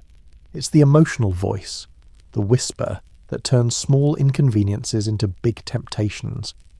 That makes the crew grumpy, makes you start dreaming of roast pork and bananas and grilled reef fish so vivid you can smell the fire. And worst of all, hunger loves to talk when the stars are out. When the canoe creaks and the sea is too quiet and someone's quietly cursing under their breath about the dried octopus again, you get it. Dried octopus is not ideal. It tastes like wet socks steeped in seawater and regret. But it has protein, and right now that's enough.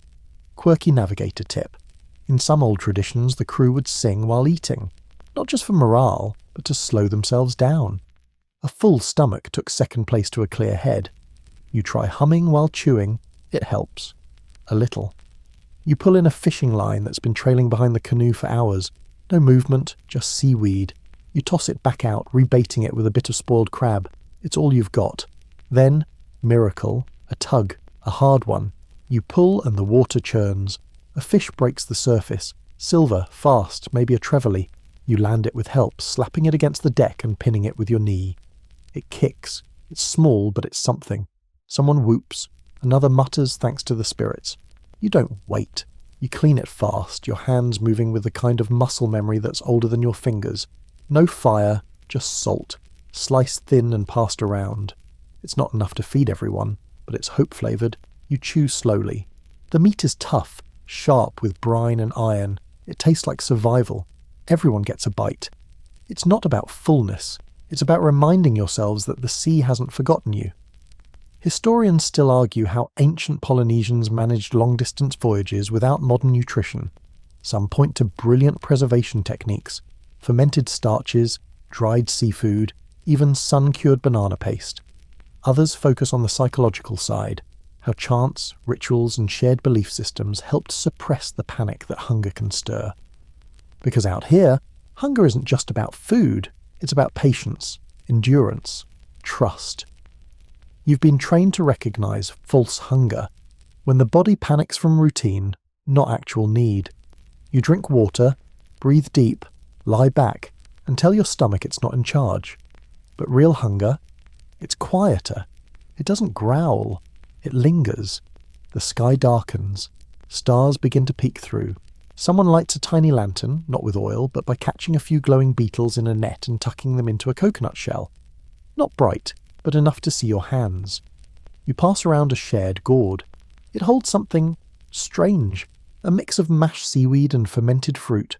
Not your favourite, but tonight, it goes down like honey. You watch a crewmate close his eyes and mutter a food prayer, not for more food, but for gratitude, for the way the canoe still floats, for the fish who offered themselves, for the moon, which makes hunger a little more poetic. You join him, quietly. You remind yourself that this part, the low energy, the dull thoughts, the ache, is part of the apprenticeship. Real navigation isn't clean, it's hungry. And when the hunger becomes too much, you do what your uncle taught you. You chant the food you want, as if it's here. So you whisper, steamed taro with coconut cream, mangoes cold from the stream, pork skin crackling over fire, sweet yam slow roasted to desire. The chant doesn't feed you, but it settles something in your chest, and that's enough, for now. It begins, as these things always do, with a single gust, just enough to make the sail groan in its socket, enough to rattle the loose end of the lashing you forgot to check, enough to make the sea go quiet for one ominous beat, before everything shifts. You look up from your half-dozing spot on the deck. The wind is no longer steady. It's twitchy, nervous. You feel it skitter across your cheeks like cold fingers testing your pulse. Storms in the open ocean don't always announce themselves. Sometimes they arrive. But the experienced navigator doesn't panic at the first sign. No, this is when you listen hardest. You rise quietly. Wake the others. No yelling, no alarms. Just the tap of fingers on shoulders and the low whisper. Prepare. Clouds pile on the horizon, taller than mountains, darker than memory. You tighten the sail, double knot the forward lashings. Your chest feels tight, not from fear, not yet, but from the weight of what's coming. You don't know how big the storm is, but you know it's listening, and if it's listening, you need to sing. Polynesian tradition says that storms are tests, not punishments, not curses, but ancient conversations between the sea and those bold enough to cross it. You don't ask to be spared. You ask to be heard, so you chant. Softly at first, then louder, your voice threading through the tension like a fishing line through coral. It's an old chant, one that's only used in times like this. Let the wind speak, and I will not interrupt. Let the rain fall, and I will not run. Let the sea rise, and I will rise with it. One of the elders joins you, singing the counterline. The two of you form a rhythm, not for the gods, for the crew, to keep hands steady, to keep doubt at bay. The wind rises fast now. The canoe shifts from a gentle roll to a bucking tilt. Swells slap sideways. You order the sail reefed, partially, not fully. You still need some control, some forward momentum. Otherwise you'll be at the mercy of wherever the sea wants you. Quirky historical practice. In some islands, wayfinders carried small charms carved from whalebone, said to anchor the canoe's spirit during storms. Yours is a knotted length of coconut fibre, passed down from your uncle. You tie it to the mast base now, not for magic, but for memory. Rain lashes the deck, horizontal and sharp. The sea loses colour, no more blue, no green, just metallic grey, textured like crumpled cloth. The canoe creaks. You feel the stress in the beams, in the joints, in your legs. Someone vomits off the side. Another tightens their grip on the outrigger strut and mutters a prayer in a language you don't quite know. Maybe not meant for human ears. You're still steering. Not with the paddle now, but with your body. You brace your legs, angle your hips, lean into the turns like a surfer riding the muscle of the earth. The canoe obeys, barely, but enough. Historians still argue whether Polynesian canoes were built to withstand such violence. The assumption used to be, probably not. But recent sea trials with reconstructed double-hulled vessels have proven otherwise. These weren't fragile crafts. They were sea dancers, designed to bend, not break, like reeds, like people. Lightning crackles behind the clouds, silent, distant, but growing closer. You count the seconds. 1, 2, 3, rumble. Not close yet, but not far enough. You bellow orders now, not out of fear, but force. The lashings on the cargo net, tighten them. Bail water from the hulls. Keep the steering paddle steady but loose. Never fight the wave. Flow with it. The storm hits fully now. No more teasing, just pounding wind, wall after wall of water, and the low growling voice of a sea that's had enough of your little journey. You feel it testing you, not physically, spiritually. It asks, do you belong here? You answer not with words, but with action. You hold your course. You call out a chant between thunder. I ride the path you built. I follow the lines of my ancestors. If I vanish, remember me in the stars. The crew repeats it, one by one, hoarse, wet, shaking. A chorus of stubborn hearts. And the ocean? The ocean answers, with mercy. Slowly the rain lightens. The wind starts to stutter. The swell smooths, not calm, but familiar again. Something inside the storm lets go. The clouds thin just enough to show a few stars blinking through. Faint, pale, but there. The elder beside you smiles. His beard is soaked. His eyes gleam like wet stones. You did not beg, he says. You navigated. Your fingers are raw from rope. Your feet ache from hours bracing. Your shoulders scream from tension. But you're still upright, still floating, still going forward. And as the storm fades into memory, you understand why the old chants don't ask for safety. They ask for remembrance. Because in the life of a navigator, being remembered well might be the only guarantee. The storm is behind you now, but it's left its fingerprints everywhere. The lashings creak more than they used to. Your sail has a tear no wider than a fingertip, and the crew walks like they've aged a decade. Still, there's no silence like post-storm silence. Not the empty kind. No, this silence glows. It hums with survival, with earned calm. You lie back against the crossbeam, body sore, mind surprisingly sharp. You survived. Again. And now you get to return to the clock of the sky. The stars are back tonight. All of them. The full chorus. You exhale, long and slow, and feel your thoughts settle like sand after a wave. Star navigation, in the most poetic sense, is not about memorizing a sky. It's about dancing with it, because the sky changes. It's not just about which stars are up there, it's about when, what time of year, what month, what ocean season, and right now you feel the shift. A new constellation has appeared on the far eastern edge, just a sliver at first, like a familiar face walking into view at a crowded gathering. It's the season of Matiti Maria, the descent of the Pleiades. In many Polynesian traditions, the Pleiades cluster is the signal star, appearing at dawn to mark the beginning of the new year, the season when the weather changes and long voyages begin, or in your case, end. It means you're close, not to land, but to home. Quirky navigator tradition. Apprentices were expected to memorize not only the star paths but their seasonal rise and fall. Every constellation has a time when it speaks loudest, and a time when it fades, like a voice leaving a room.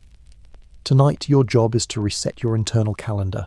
You do this not with math, but by watching star behavior, the tilt of Orion's belt, the angle of Sirius as it crosses the mast, the first rise of Canopus after midnight.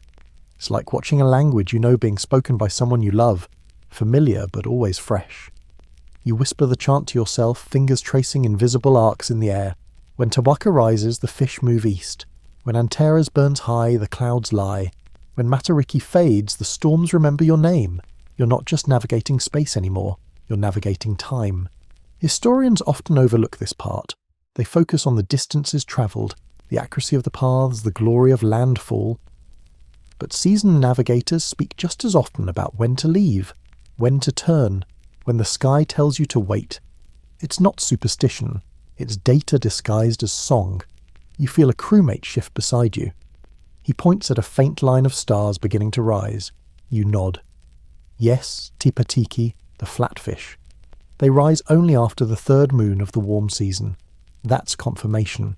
You're weeks further along than you thought. Which means you adjust your mental chart. The trade winds will likely shift soon. The currents will pull harder from the west.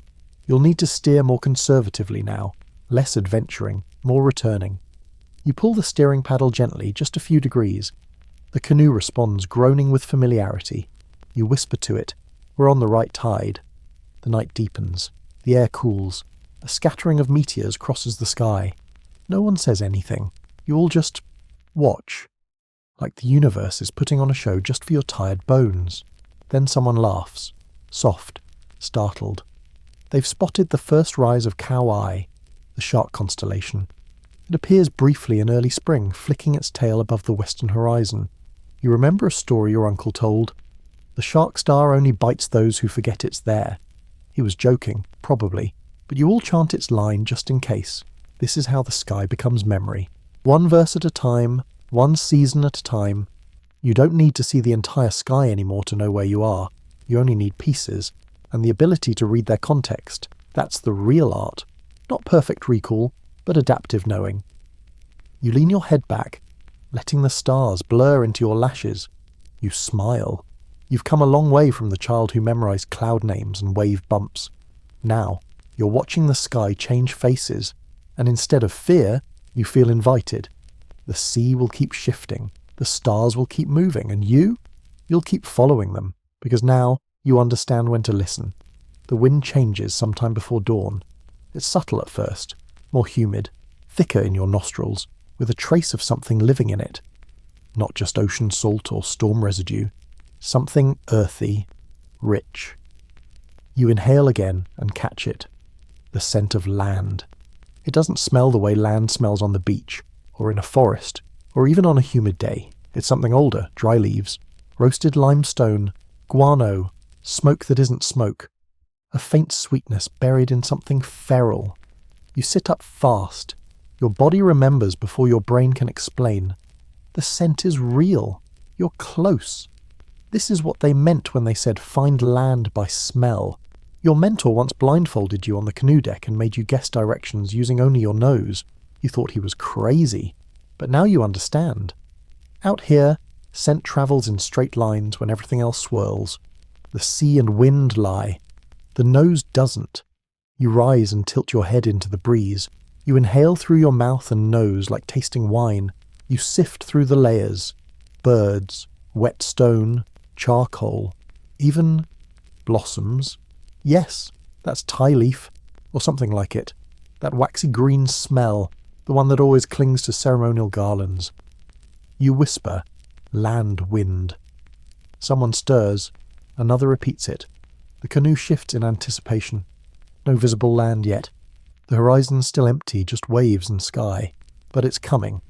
Polynesian navigators use scent like a map layer. Coconut oil, for instance, carries differently than fermented root. Trees, flowers, even human smoke trails. Each had its own olfactory fingerprint. You're trained to triangulate scents like stars. You learned the chant once.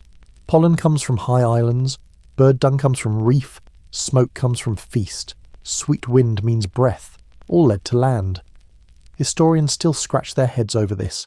Some accept it as real. Scientific studies have shown that wind-borne organic molecules can travel miles over open water.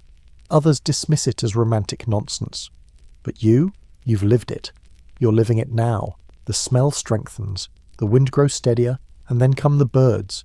3 of them at first. Dark shapes on white wings diving and calling. Then more, dozens, all flying the same arc, low and fast. Not feeding, returning, that's your second sign. You grab a gourd and spill a few drops of water onto the deck. The droplets scatter to starboard. You follow the line of the wind. The birds are flying into it. That means the island is ahead. Your pulse quickens. No one cheers. Not yet. Because landfall is a sacred moment. A breath held between trust and confirmation. The sun begins to rise, a slice of fire above the sea.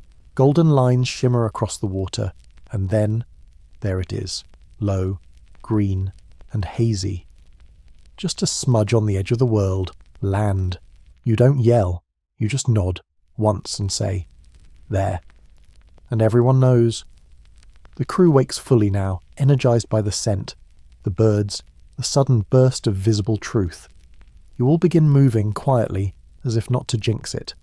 The chant starts, soft and rhythmic, a welcoming chant. It isn't for the island, it's for the canoe, for yourselves, for the journey that didn't break you. Quirky old tradition. Some navigators would not look directly at the island until it was fully visible. To see it too soon was considered arrogant. You try not to stare. You fail. You look anyway. Because it's beautiful.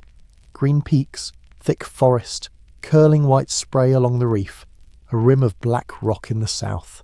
Smoke rising. Someone is cooking breakfast. Somewhere on land, a rooster crows. You adjust course just slightly, avoiding what you know is probably a shallow reef pass. You steer toward a channel that's darker, deeper water, the kind that welcomes canoes without scraping. The swell softens. The sea turns glassy again, like a welcome mat.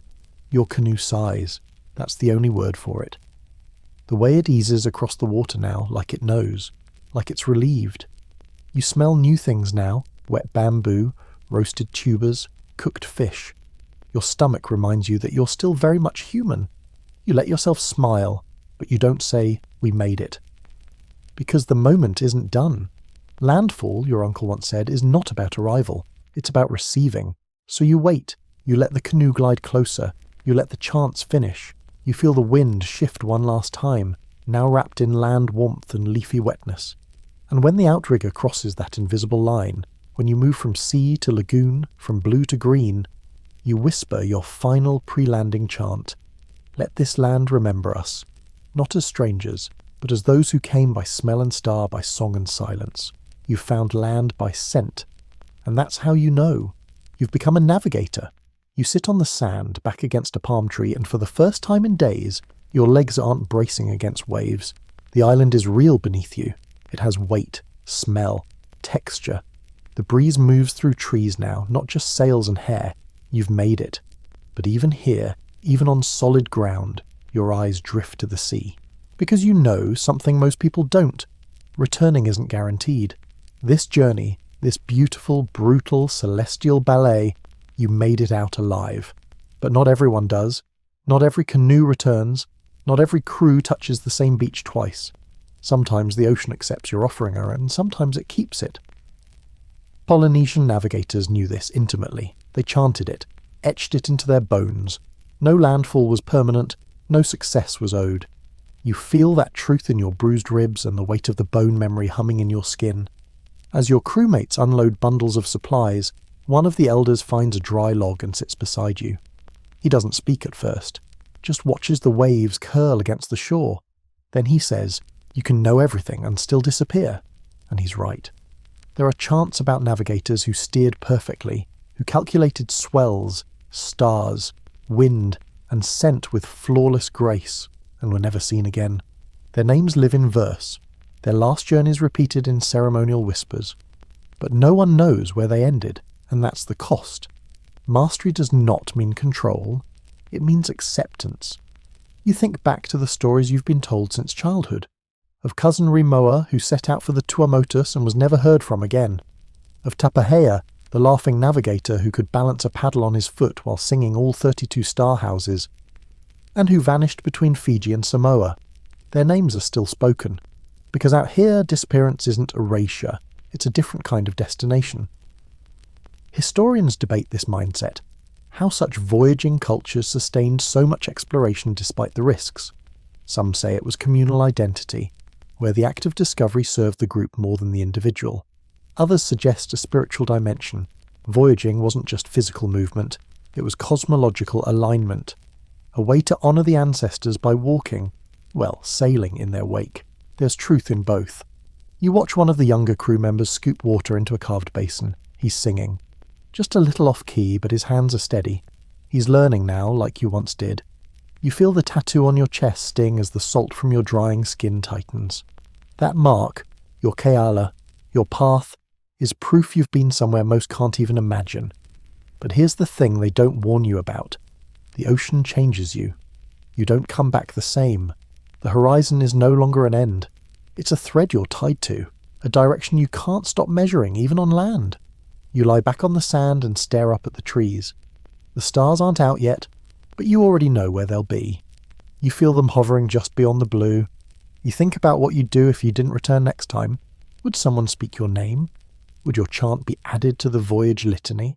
Would they remember your course, your final heading, your last whispered line? Quirky belief. In some communities, wayfinders who didn't return were said to sail upward, becoming stars themselves, new points on the compass, new guides for the living. You'd look up, see an unfamiliar light, and someone would say, "That's power. He never came back, but he kept going." And just like that, vanishing becomes direction. You rise and walk to the water's edge. The surf curls over your feet. The salt bites your ankles like a playful spirit. You hum a bit of your storm chant, half reminder, half challenge. Because even though you've just landed, you're already thinking about leaving. That's the curse of the navigator. The sea never lets you stay. Your uncle once said, "The island is where you rest. The sea is where you're remembered." And you finally understand. You glance back at the canoe, her hull nicked and stained, her ropes fraying in all the right places. She's tired. So are you. But both of you are already wondering which star will rise first tomorrow night, which wind will shift, which island will hum beneath the horizon. You're here now, but you won't be for long, because the sea never forgets those who know her name, and if you disappear one day, steering perfectly, reading every sign, humming every chant, you won't be lost. You'll be on your way. Night falls gently, without urgency. The island cools, crickets sing, the sky melts into its ancient self, deep velvet scattered with stars you now know by name, rhythm, and temperament. You've walked the shore, eaten well, and washed salt from your skin, but still, you don't quite feel settled. Because this is the part they never put in the chants, the part where you realise you're no longer just someone who travelled across the ocean, you're someone others will follow. You sit by the fire now, the light flickering across your tattoo, the line over your heart, raw still but no longer tender. Your body has accepted it. So has your story. The elder sits beside you, carving driftwood. He doesn't look up when he speaks. You've joined the line. You know what he means, not a bloodline, a memory line. The chain of navigators stretching backward into time. Those who left shore knowing they might never return, but who remembered the way anyway. Who carried the stars not above but within. And now, so do you. Not everyone can feel this moment. Not even everyone who sails. Because this isn't about how far you've travelled. It's about how completely you've let the ocean change you. Your mind drifts through every detail. The hours memorising star names. The quiet test of swell rhythms. The blind nights without horizon. The chants whispered through storms. The day you found land by scent alone. You should be proud, but what you feel instead is small, not in a bad way, in the way a pebble feels when it realizes it belongs to a mountain. You're part of something vast now, ancient, durable. You look up at the stars, and they look back. One of them twinkles brighter than the others. You smile. That one didn't used to be there, did it? Maybe it's just your imagination. Or maybe someone who didn't return made it home that way. Quirky tradition. Some old navigators would sit at land's edge after returning and throw a single stone into the sea, not to say goodbye, but to remind the water of their name, a quiet, symbolic pact. You rise now, pick up a small piece of coral, walk it down to the surf. You whisper, "Remember me when I go again," and toss it in. The splash is tiny, but the echo, it ripples far. You return to the canoe, now pulled ashore and drying in the firelight. You touch her hull, the lashings you once helped tie, the deck you once laid on, feeling the night sky move above you like breath. She's tired. You both are. But both of you are ready again. Historians will say this was training, a survival story, a testament to ancient human ingenuity. But you know the truth. This wasn't training. This was becoming. You were never steering the canoe. You were learning to be someone who could. And now, you are. You are remembered. You are navigator. You are the line that holds the stars in place, even when no one's looking. The chant that echoes long after the voice has faded. The map written in muscle, water, and trust. The compass carved not on paper, but in you. And when the time comes to leave again, as it always does, the stars will rise in the east, the swell will whisper your name, and the ocean will remember you belong. The fire is low now, just embers nestled into soft black ash. The stars have risen to their highest points, slowly stretching across the sky like a sigh. The island is quiet, nothing left to prove. Even the ocean rests, her surface still and silver, reflecting the constellations like old memories. You lie back in the sand, arms folded behind your head, the air cool against your skin. The wind brushes past your ear like a lullaby half forgotten.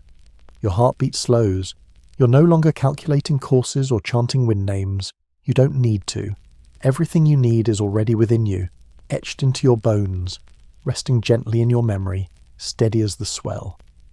The canoe beside you creaks softly even now, not calling you to sail, just reminding you it's there, that it's always ready, just like you. You take a deep breath, and another. The scent of the ocean, the quiet rustle of trees, and the faint rhythm of waves brushing shore. All of it settles around you like a warm cloak. You are home, not because the island welcomed you, but because you found it.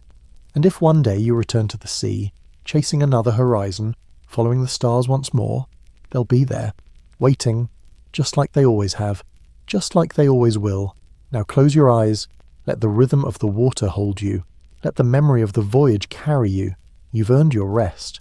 Good night. Good night. Good night. Good night. Good night. Good night. Good night. Good night.